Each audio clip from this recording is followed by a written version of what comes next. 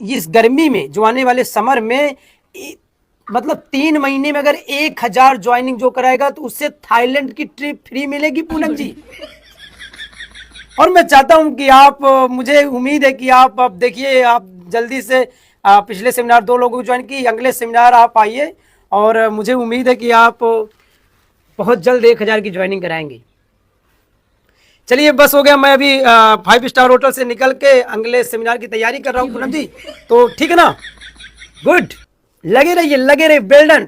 आएगी आपके पास नई स्कूटी, आएगी, लाख रुपया महीने का कमाएगी, आपके पास भी करोड़ों का बंगला होगा, आपके पास भी मर्सिडीज कार होगी। बस लगातार plan follow, plan follow, plan follow Poonam ji करिए, देखिएगा आपके गांव वाले, गांव की लड़कियां खुद बोलेंगी, हमको का बतावा ना पूनम, कौन कंपनी में काम करते हैं यार, देखिएगा।